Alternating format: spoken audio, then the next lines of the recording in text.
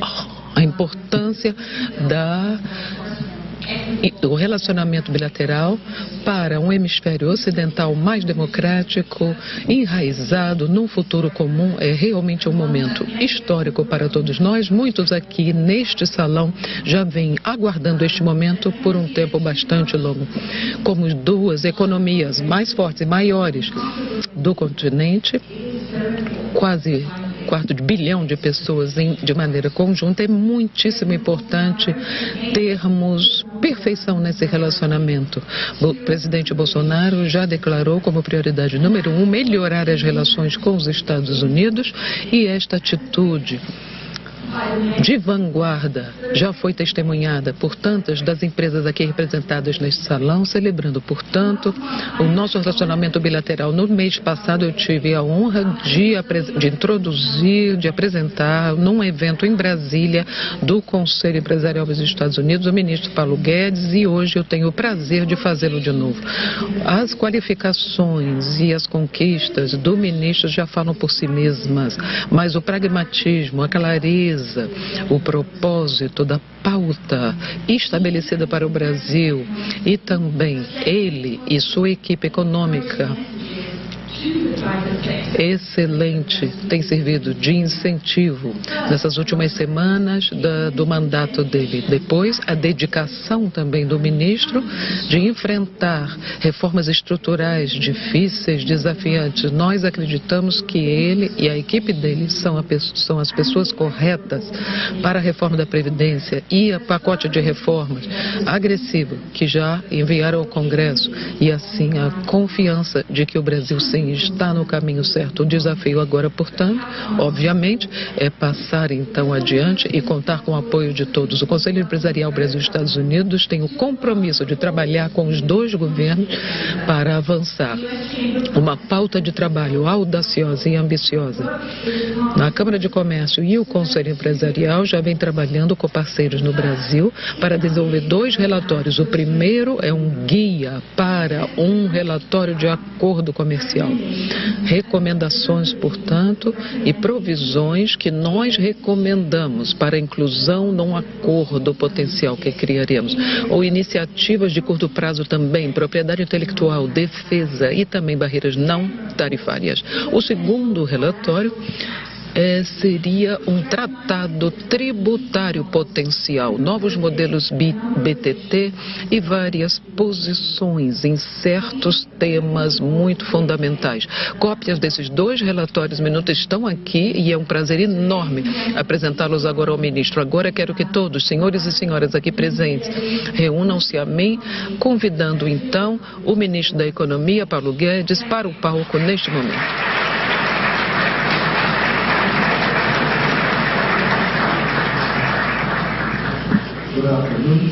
Boa tarde. Um prazer para mim estar aqui. Farei aqui algumas palavras sobre a economia brasileira e explicarei nosso pensamento naquilo que chamamos no programa presidencial o caminho para a prosperidade, que não é coincidência. Nós conseguimos estabelecer o caminho e da prosperidade através da concorrência.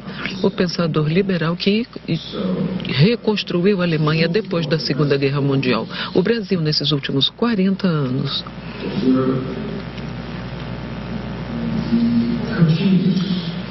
foi orientado pelo aumento contínuo de gastos públicos como proporção do produto bruto nacional. Estes gastos públicos sem controle foi muito trágico para o final dos governos militares, porque pulamos de uma sequência de ações, uma depois da outra. Depois, empréstimos em excesso em outros países, a reciclagem de petrodólares no início dos anos 80, final dos anos 70, gastos públicos com empresas estatais. Os militares, então, estavam fazendo um programa e um trabalho muito bom em infraestrutura, mas exagerando e prejudicando nossas capacitações financeiras. Com Siderbras, Nuclebras, todas essas empresas estatais, todas essas empresas, então, tentando aumentar o crescimento, mas a parte financeira, 20 anos, 30 anos, e assim como a União Soviética, depois de um certo tempo, o sistema centralizado perde inteligência, perde flexibilidade, e aí o colapso pela corrupção do sistema político. E também estagnação econômica, que foi exatamente o que aconteceu com a nossa democracia emergente na época, quando os militares, então, saíram do governo. A redemocratização teve início, nós, então, começamos a alocar recursos públicos para a saúde, para a educação, geralmente os requisitos típicos de uma democracia emergente, como gastos públicos de democracias emergentes. Porém, nós caímos numa armadilha. E nossa democracia entrou nessa armadilha, a mesma armadilha, aliás, que envergonhou os militares ao final de seus governos. A criação da infraestrutura foi excelente e, no início, crises recorrentes da taxa de câmbio e inflação cada vez mais alta. Ao redemocratizar o país, nós chegamos em hiperinflação, os governos civis, com gastos públicos de novo, saúde e educação, sem realmente transformar a economia do país. Portanto, a expansão descontrolada dos gastos públicos durante o período de 40 anos, de 18, 20, 25, 30, 35 até 45%, produziu a sequência de crise na taxa de câmbio, inflação altíssima e agora, mais recentemente, o que poderíamos chamar uma armadilha de endividamento em avalanche. Só para dar uma ideia, senhores e senhoras, nós pagamos na dívida nacional 100 bilhões de dólares, que seria o plano Marshall em valores correntes.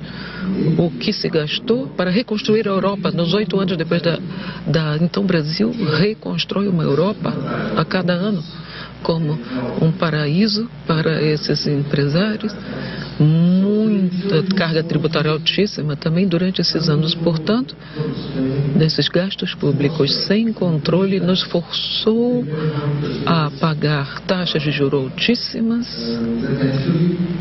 e, em última análise, corrompemos nosso sistema democrático e estagnamos a economia. Portanto, uma economia de controle central corrompeu a democracia e estagnou a economia. O presidente é uma mudança em 2 eixos muito importantes. O eixo econômico, o presidente foi eleito com menos de $1 milhão em gastos de campanha.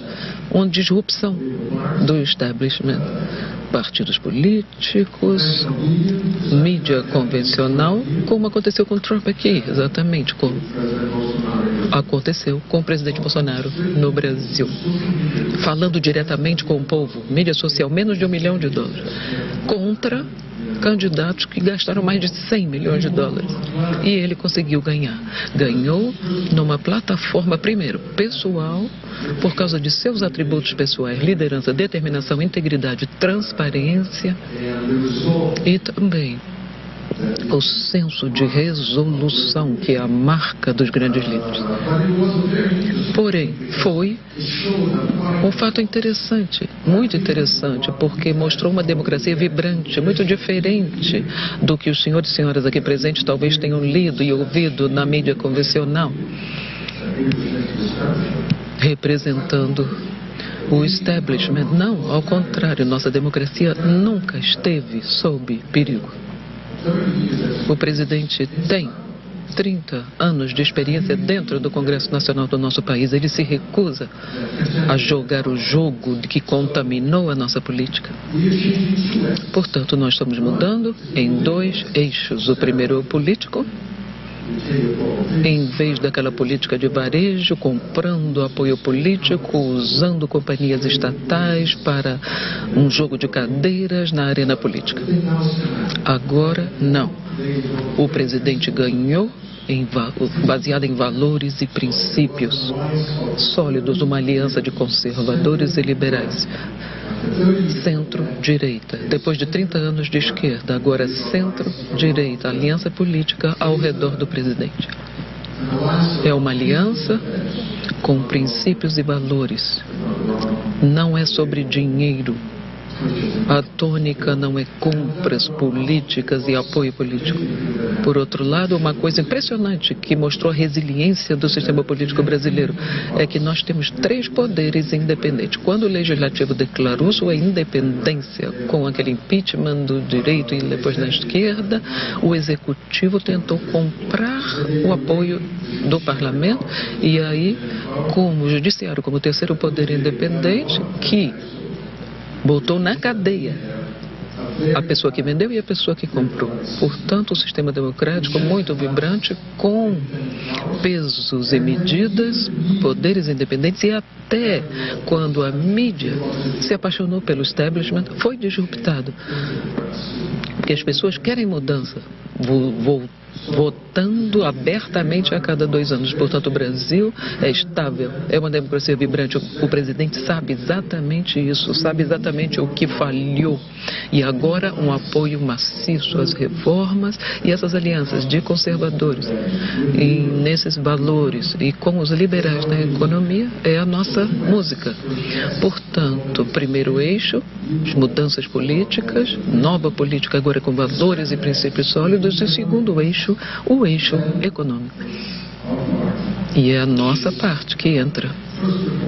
Primeiro, reforma. Depois de gastos públicos, 45% do PIB.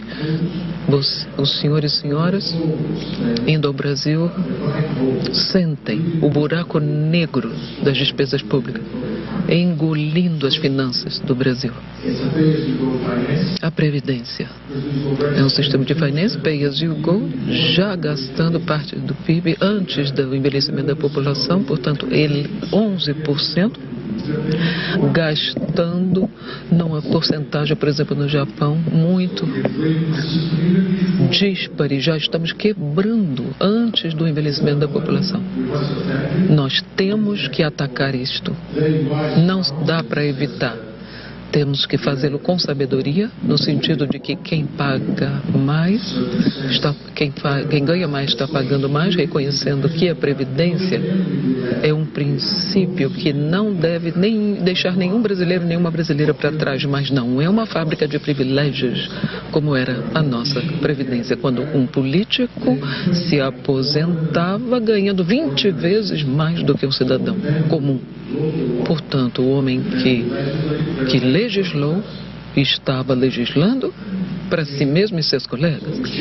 Nós, então, temos uma proposta para mudar isso, e o presidente, com 2 meses depois da posse, com 10 dias no hospital, e o Congresso ausente, porque ele tomou posse 1º de janeiro, mas o Congresso só chega em fevereiro, no dia 1º. Portanto, e o presidente com 10 dias no hospital. Portanto, menos de 60 dias, tipo 45 dias, o presidente conseguiu enviar 2 reformas importantes para o Congresso. Uma anticrime, porque o Brasil estava com um nível altíssimo de violência, e esse foi um dos temas que conseguiu angariar muitos votos para o presidente. O povo brasileiro perdendo 60 mil cidadãos por ano, um Vietnã por ano. Pensemos no Brasil, perdendo cidadãos ao ritmo de um Vietnã por ano para a violência, e reconstruindo uma Europa por ano nos juros dessa dívida de avalanche, porque ninguém teve a coragem de controlar gastos públicos. E agora nós temos um cara com coragem. Ele foi eleito porque ele enfrenta diretamente esses problemas.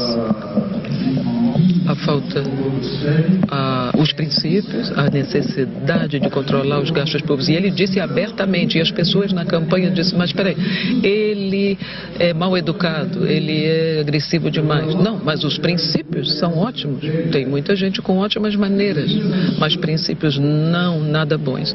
O povo entendeu isso e votou maciçamente pelo presidente Bolsonaro. Em menos de 60 dias, portanto, conseguiu enviar a proposta anticrime e a proposta de reforma da Previdência.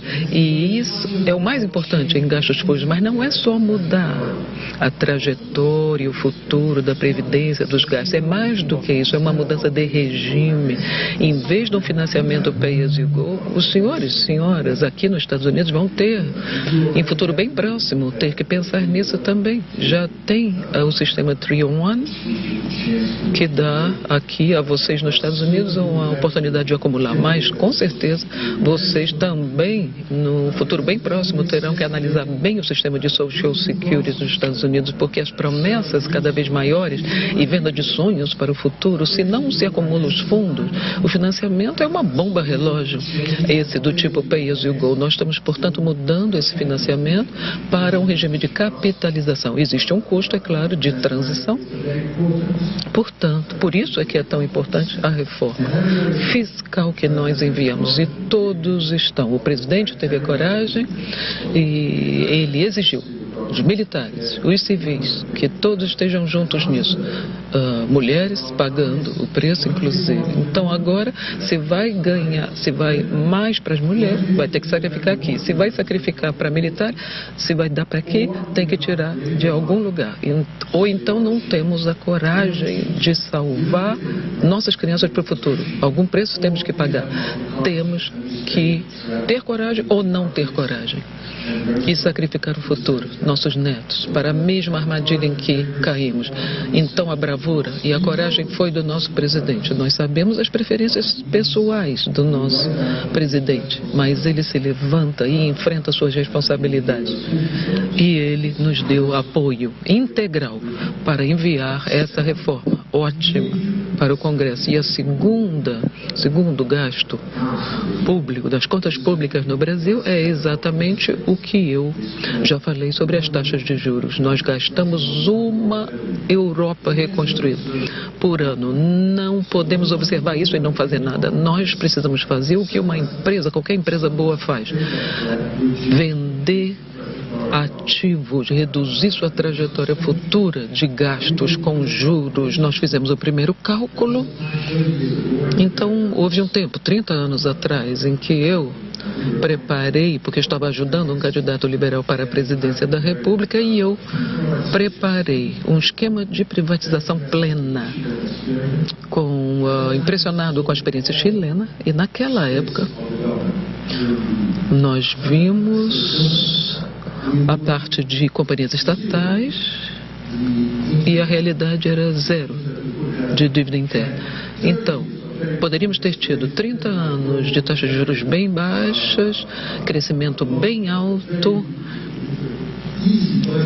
e orçamentos fáceis para a saúde, para a educação, para tudo mais. Mas pelo fato de não termos feito isso, a dívida escalou para 4 trilhões e o valor das empresas públicas, que era mais ou menos o mesmo dos dois lados, agora 22% do que era antes. Portanto, 10 anos olhando para o futuro, com as mudanças, privatização, em 10 anos nós vamos diminuir demais essa porcentagem.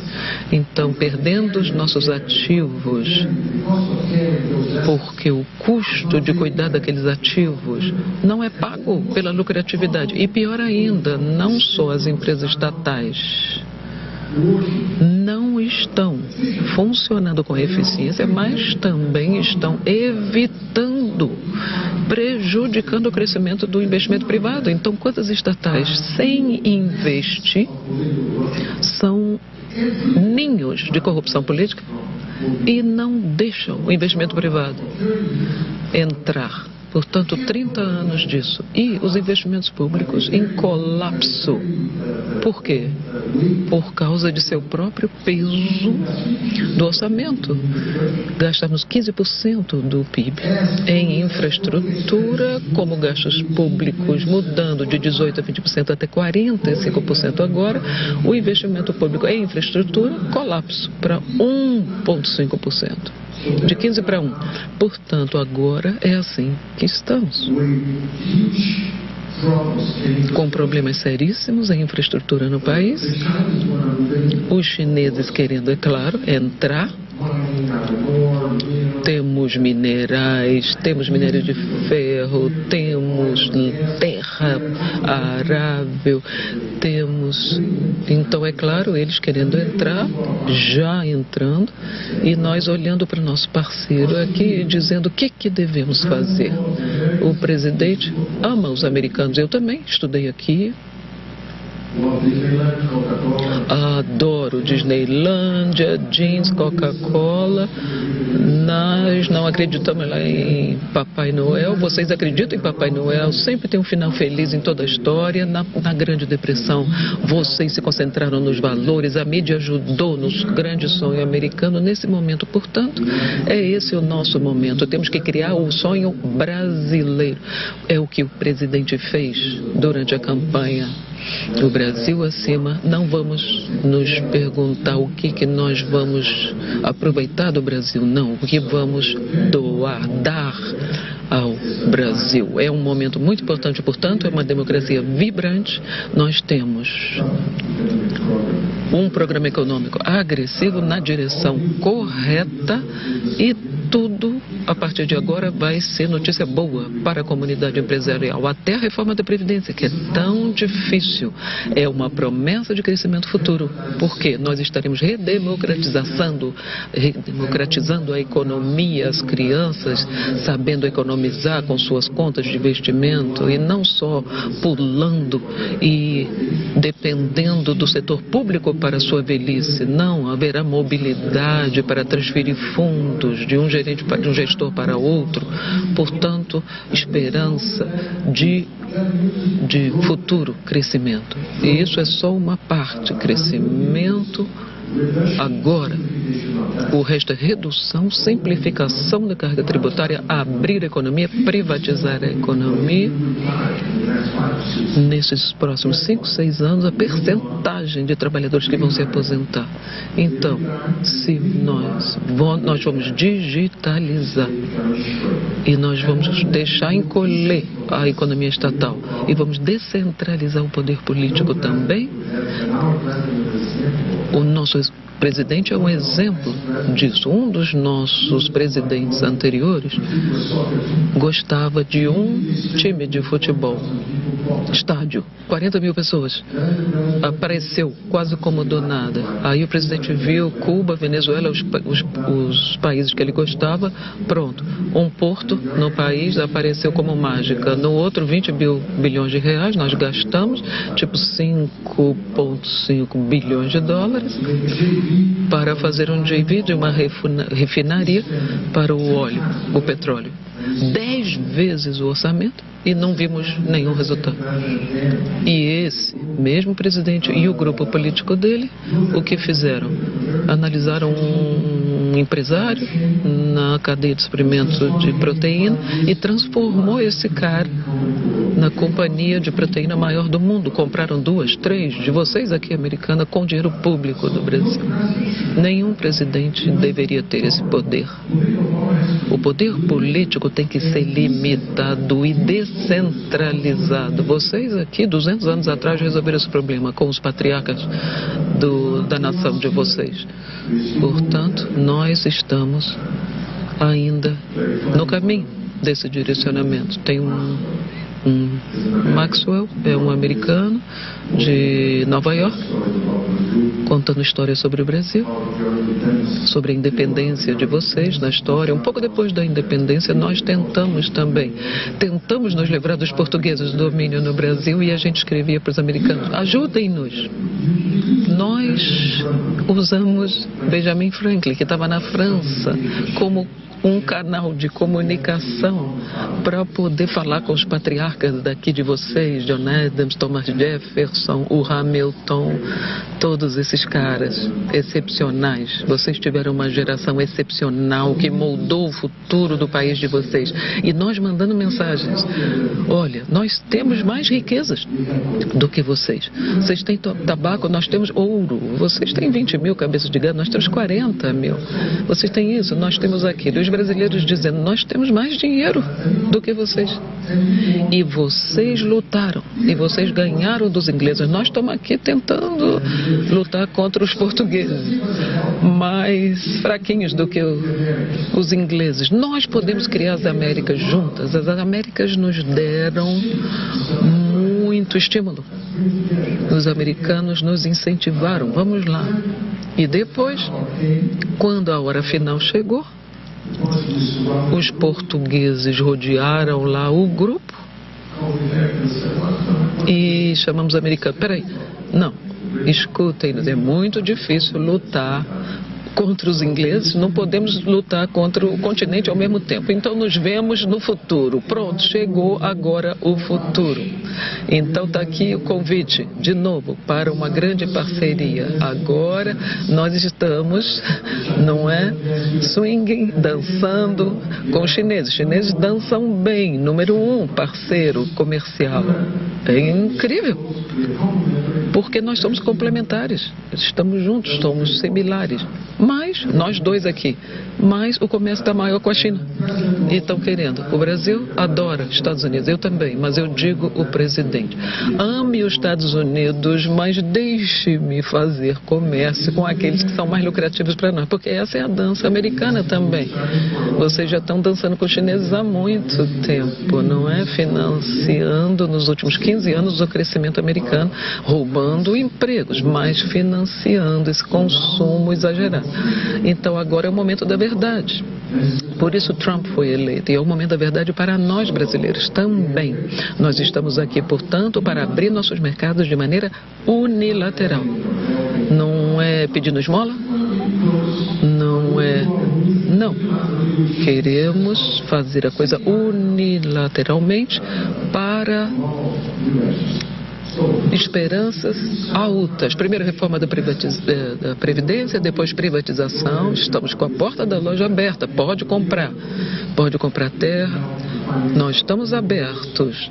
Queremos sim financiamento para nossas estradas de ferro. Vocês podem entrar. Concessões, já tem havido aí conversas de petróleo e gás no Brasil.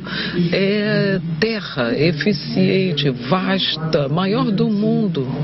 500 bilhões, quase $1 trilhão nesses 10 a 20 anos.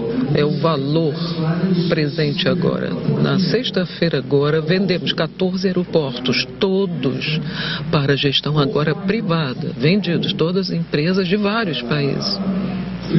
As compradoras, 3, 4 meses, daqui a 3, 4 meses estaremos vendendo óleo, pressão. Estamos de portas abertas para negócios. Precisamos desses investimentos privados. China, América, noruegueses, ingleses, Reino Unido, o mundo inteiro. Nós temos terra e muita. Então, no mundo desacelerando. E provavelmente o que vai acontecer é que vai demorar um pouco. É como vocês entrando na reabilitação e nós entrando. Isso já aconteceu no passado, nós estamos sincronizados, nós temos nossa própria dinâmica interna. Se nós fizermos bem a nossa tarefa de casa, vamos crescer.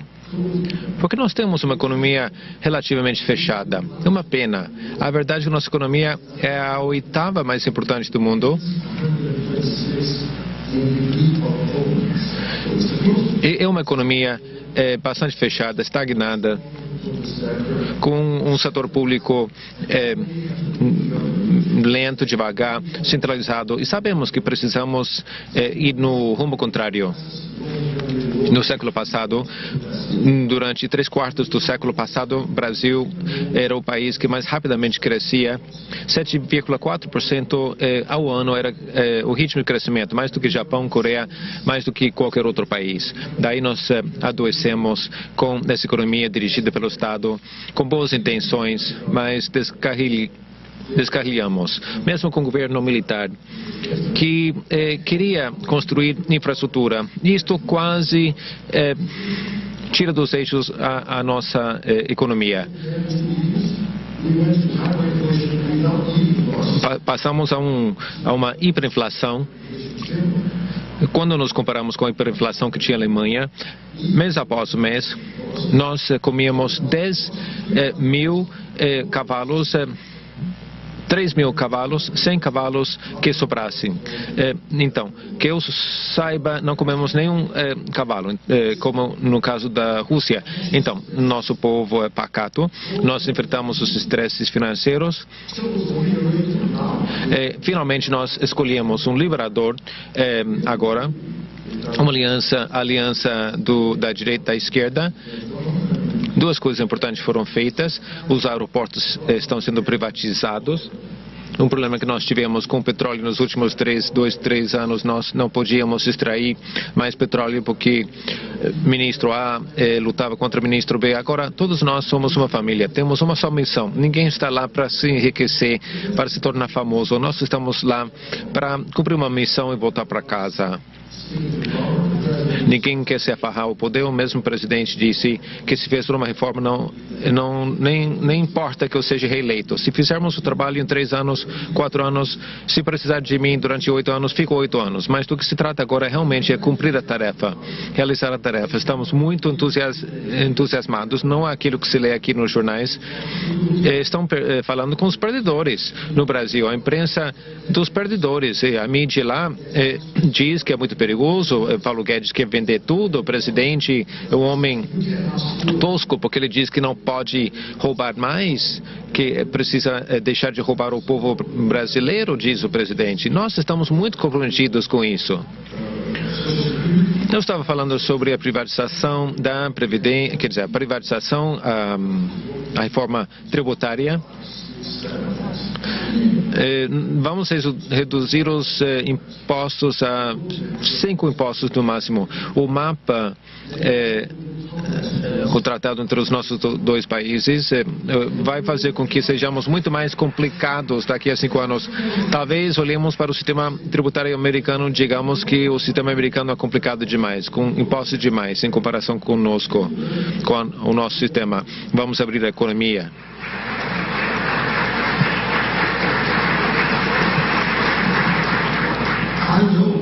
Eu sei, eu tive 2 reuniões hoje com Lighthizer e Wilbur Ross. Eu sei que parece uma loucura em meio a uma guerra comercial global.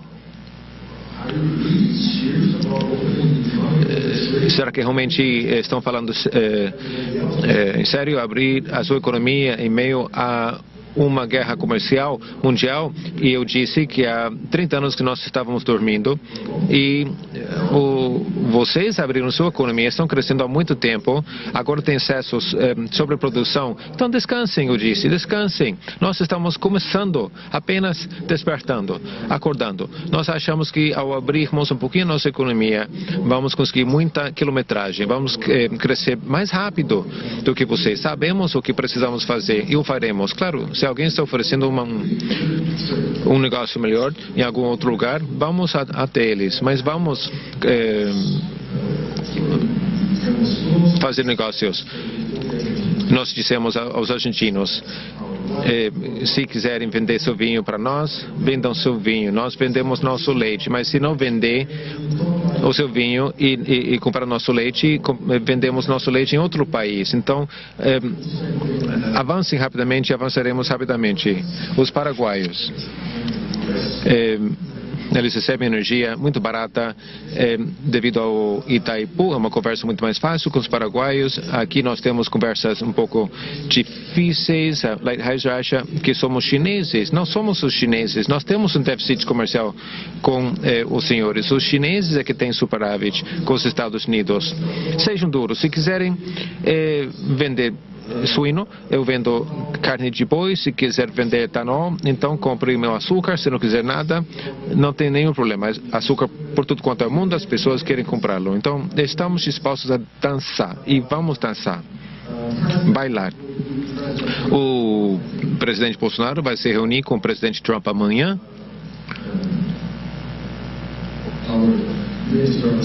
Ernesto, o nosso ministro de Relações Exteriores, sabe muito bem que geopoliticamente somos democracias ocidentais, do mundo ocidental. Sabemos quem somos, quem nos inspira, e são os senhores. Mas vemos como os senhores trocam bens com os chineses há décadas. Por que não podemos fazer isso nós? Então, sabem quem que faz mais investimentos diretos aqui? Os chineses. Então, por que nós não podemos fazer comércio com eles? Permitir que eles investam na infraestrutura, criar o sistema ferroviário para que possamos escoar nossa soja, passando pelo norte canal do Panamá, e fazer chegar rapidamente a nossa soja, para que o ferro saia do sul do Brasil, chegue no Nordeste, duplica o preço de enviar para a China, que o tornem aço, que passe pelo canal do Panamá e chegue no Nordeste do Brasil. É o custo da logística. Não faz sentido. É a falta de concorrência. Então, nós precisamos receber os investimentos na infraestrutura, vamos reduzir o custo do Brasil, simplificar os tributos e abrir a economia. Não se trata de um trabalho que requer de muita engenhosidade. Não somos gênios. Queremos fazer o trabalho árduo e normal. Então, ajudem-nos e vamos chegar lá. É assim que se pode chegar na Liga dos Maiores. E para reforçar as normas de prestação de contas, impostos pagos, acordos comerciais, precisamos dessa ajuda para chegar entre os graúdos. Os Estados Unidos são o único obstáculo para que aderamos ao OCDE. Então entendemos isso, mas agora estamos no rumo certo. Antes estávamos no rumo errado e agora merecemos um trato melhor do que recebemos no passado. Se não tiver problema, se não for possível, não tem problema. Vamos avançar de qualquer jeito. Entre os presidentes, entre os embaixadores, nós queremos fazer acordos bilaterais, sermos promovidos a uma concorrência internacional de primeira categoria. Hoje à tarde estive falando com Wilbur Ross, o secretário de Comércio, e nós estabelecemos a ideia de que as 15 maiores empresas americanas que têm tratos com o Brasil, as 15 maiores empresas brasileiras que lidam com os Estados Unidos, que se juntem. Nós tivemos agora uma fusão entre Embraer e Boeing. Foi maravilhoso, de parte a parte. É preciso continuar assim para que a América seja um grande mercado para as empresas transnacionais. Acho que uma forma muito eficaz de se cooperar e criar uma rede nas democracias liberais do mundo ocidental. Também na tecnologia, a exemplo daquilo que vimos agora com a assinatura dos acordos. Então, esses grandes acordos comerciais, tributários, a promoção do Brasil para a primeira categoria dos grandes jogadores, nós queremos o seu apoio na cooperação. E aquelas pequenas diferenças, pequenas briguinhas, não são aquilo que vão nos separar. Se quiserem vender carne suína, ótimo. Comprem a nossa carne. Se quiserem vender etanol, que vem do milho, é mais barato, então compramos o etanol. Mas eu vendo o meu açúcar. Então, Isso vai permitir que eu transforme a minha produção. Como que eu vou poder fazer a transformação que eu quero se eu não posso concorrer com o etanol americano que vem do milho? Então, por isso que quero vender o açúcar. O trigo é importante para vocês, as autopeças são importantes para nós, são pequenas coisas. Nós temos uma lista. As pessoas dizem, cortem aqui, cortem ali, mas não cortem aqui, não cortem ali. Então, são as pequenas coisas, não são as coisas importantes, as coisas sérias. O mais importante é pensar que nós somos parceiros estratégicos para o futuro.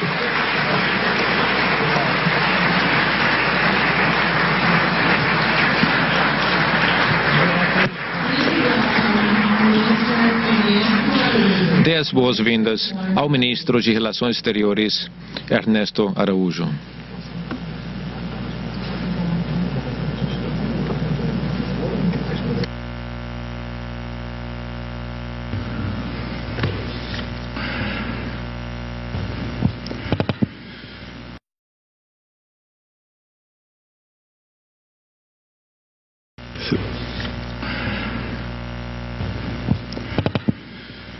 Excelentíssimo senhor Presidente da República, Jair Bolsonaro, senhor Tom Donoghue, Presidente da U.S. Chamber of Commerce, senhores ministros, autoridades, amigos. Acharam que tinha ficado livre de mim, né? Porque eu já falei antes, mas eu voltei.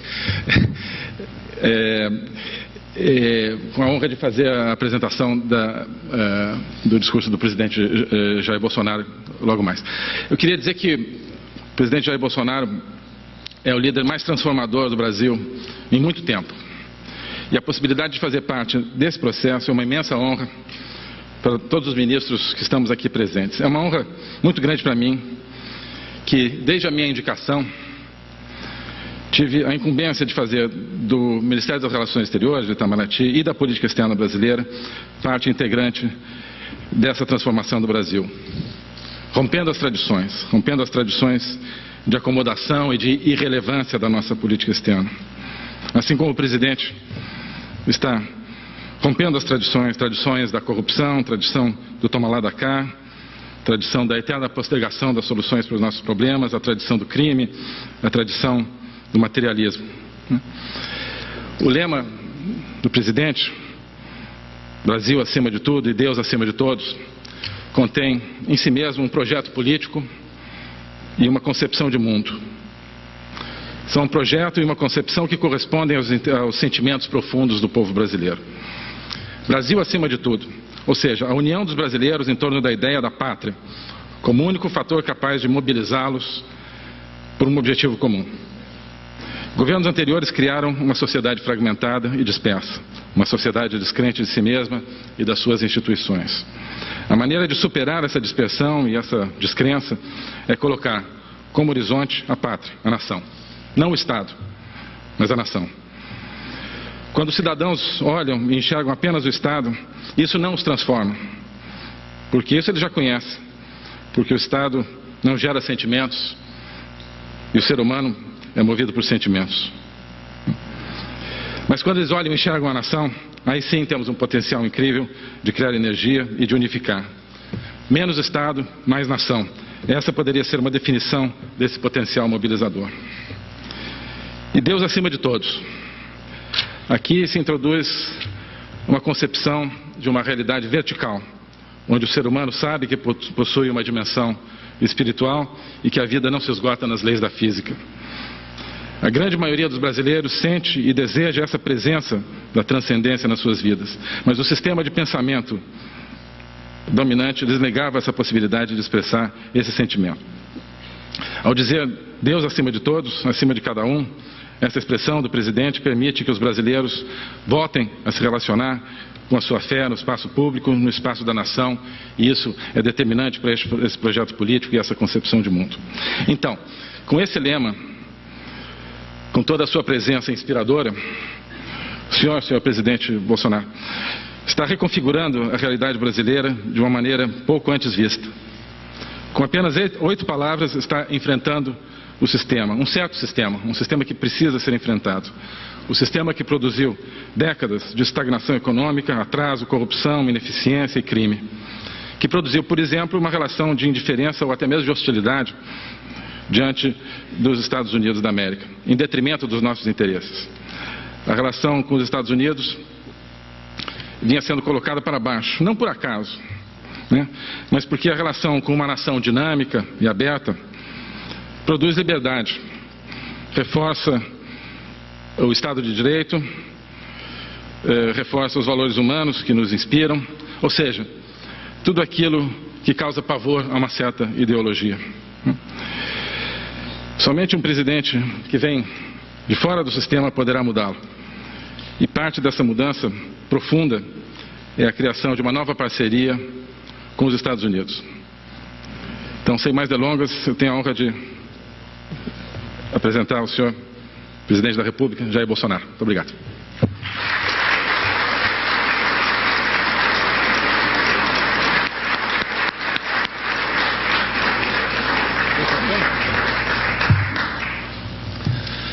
Não lerei nada, não. Espero estar no caminho certo. Senhores e senhoras, boa noite. Prezado senhor Thomas Donoghue, muito obrigado pelo convite. O Brasil hoje, podemos dizer que o presidente tem uma família ao seu lado. Alguns estão aqui, nosso querido Paulo Guedes, o homem da economia, que tem feito um brilhante trabalho. Tanto é verdade que hoje a Bolsa de São Paulo bateu recorde. Parabéns. Prezado Ernesto Araújo, Relações Exteriores, meu querido general Augusto Heleno, um grande homem no qual eu confio plenamente os momentos mais difíceis que tenho passado no Brasil. Além da sua vida militar, assim como a minha, uma pessoa extremamente equilibrada, que nos ajuda nos momentos difíceis a encontrar o norte.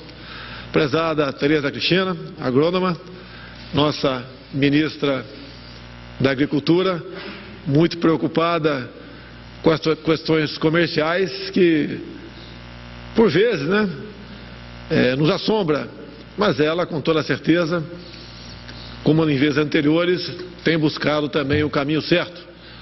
Temos problemas, Vamos resolver alguns aqui nos Estados Unidos, como a questão da soja. Prezado Marcos, nosso querido astronauta Marcos Pontes, viveu muito tempo aqui nos Estados Unidos, um orgulho para nós no Hemisfério Sul, nosso único astronauta, ministro da Ciência e Tecnologia. Prezado Almirante Bento, ministro das Minas e Energia, passou há pouco, durante todo o carnaval em Toronto, tratando das questões voltado à sua pasta aqui no Canadá. Mais algum? Não, E saudar os dois senadores aqui presentes, o Trade, Mato Grosso do Sul, em especial aqui o Roberto Rocha, do estado do Maranhão, que colaborou muito para que esse acordo, há pouco assinado, sobre o Centro de Lançamento de Alcântara, tornasse uma realidade. Agora, acredito que a grande transformação no Brasil vem pelas mãos de Deus. Primeiro, por eu estar vivo, depois de um atentado ainda não elucidado.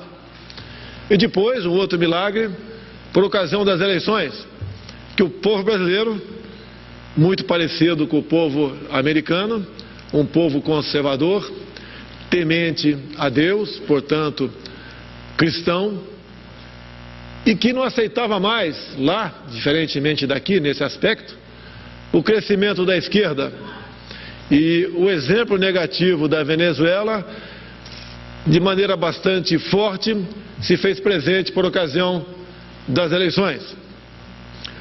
Eu confesso que conheci o senhor Donald Trump por ocasião das prévias, e quando ele então começou a sofrer ataques da mídia, fake news, eu gostaria, ou melhor, direi para ele amanhã, que há 2 anos antes eu já sofria a mesma coisa no Brasil. Que a esquerda lá atrás enxergou a potencialidade nossa E o milagre das eleições, como o Paulo Guedes bem disse aqui, gastamos menos de $1 milhão por ocasião das eleições, tínhamos fake news contra, grande parte da mídia brasileira também contra nós, não tínhamos tempo de televisão e só arranjamos um partido político 6 meses antes. Porque a política no Brasil, eu acredito que ela tem muito a melhorar. Mas a guinada da esquerda para o centro-direito fez a diferença no Brasil. O povo cansou-se da velha política, cansou-se daquela política do toma lá da cá, das negociações e do péssimo exemplo dos governos do PT, materializado nas pessoas de Lula e Dilma Rousseff. Governos que, antes de tudo, eram anti-americanos, mas não culpa apenas eles. Nas últimas décadas, era tradição no Brasil, me desculpem a sinceridade, não podemos fugir dela, afinal de contas, o lema da minha campanha foi baseado no João 8,32. E conhecereis a verdade, e a verdade vos libertará. Então, era a tradição no Brasil eleger presidentes de mãos dadas com a corrupção e inimigos dos Estados Unidos. Hoje, os senhores têm um presidente que é amigo dos Estados Unidos, que admira esse país maravilhoso e quer, sim, aprofundar não só apenas laços de amizades, bem como as mais variadas negociações. O Brasil tem um potencial enorme. Precisamos de bons parceiros. Temos no mundo todo alguns bons parceiros, mas acredito que de forma especial estou aqui estendendo minhas mãos e tenho certeza que Trump fará o mesmo amanhã para que essa parceria se faça cada vez mais presente em nosso meio. Como Paulo Guedes disse há pouco aqui, faltou apenas dizer o nome, eu também sou admirador de Ronald Reagan, onde ele dizia que o povo é que tem que conduzir o Estado e não o contrário. E as políticas de Paulo Guedes, apesar de conhecê-lo a questão de 1 ano e pouco apenas, foi basicamente um amor à primeira vista, na questão econômica, obviamente. Não sou homofóbico, não. Mas essa aproximação, essa comunhão de ideias fortaleceu a nossa campanha e fortalece no momento o Brasil. Devemos então dar graças a Deus pela mudança da ideologia presente até há pouco tempo no Brasil. Pensamos no bem-estar do nosso povo. Queremos um Brasil grande, assim como Trump, e vocês com toda certeza querem uma América grande. Uma das coisas que me fez também alavancar as nossas eleições foi depois de uma passagem pelo Estado de Israel. Poderia citar outros países, mas olhando Israel, como estive lá a primeira vez, eu conversava com os brasileiros e dizia: olhe o que eles não têm e veja o que eles são. Agora voltando para nós, olhe o que nós temos e veja o que nós não somos. Onde está o erro? Então, em função disso também, alavancamos a nossa política. Como disse há pouco, o povo americano, os Estados Unidos, sempre foi inspirador para mim em grande parte das decisões que tomei. E essa vinda aqui hoje e amanhã com Trump, com toda certeza, nós estaremos materializando o que nós queremos. O Brasil tem muito a oferecer e eu gostaria muito de fazer parcerias, muito mais do que assinado agora há pouco, sobre o Centro de Lançamento de Alcântara, nas mais variadas áreas: mineralogia, agricultura, biodiversidade. Temos uma imensidão a ser descoberta em nossa Amazônia e gostaríamos muito de ter a parceria desse Estado, o qual eu admiro. Então, o que eu tenho a dizer aos senhores: o Brasil mudou, tanto é que os senhores estão aqui. E nós estamos prontos para ouvi-los, de modo que possamos chegar num bom entendimento, para que as políticas adotadas por nós tragam paz e prosperidade para o Brasil e para os Estados Unidos. Temos alguns assuntos que estamos trabalhando em conjunto, reconhecendo, obviamente, a capacidade econômica bélica, entre outras, dos Estados Unidos. Temos que resolver a questão da nossa Venezuela. A Venezuela não pode continuar da maneira que se encontra.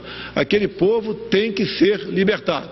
E acreditamos e contamos, obviamente, com o apoio norte-americano para que esse objetivo seja alcançado. Juntos podemos fazer muito. E essa união, até pela proximidade, Brasil e Estados Unidos, pode ter certeza, alavancaremos mais ainda não só a nossa economia, bem como os valores que ao longo dos últimos anos foram deixados para trás. Acreditamos na família, acreditamos em Deus, somos contra o politicamente correto, não queremos a ideologia de gênero e queremos sim um mundo de paz e liberdade. Mas para isso devemos trabalhar e trabalhar duro para que esses objetivos sejam realmente alcançados. E com essa parceria, tenho certeza que chegaremos no objetivo final. Então, dizer a todos vocês, apesar da minha inexperiência no Executivo, mas muito bem assessorado por 22 ministros que falam entre si, nós acreditamos no Brasil. Agora, só podemos acreditar no Brasil de fato se tivermos bons amigos e bons parceiros. E aqui hoje temos um pela frente. A todos vocês, meu muito obrigado, em especial pela recepção, e tenho certeza que chegaremos nesse objetivo e amanhã será um grande encontro com o senhor Donald Trump. Muito obrigado.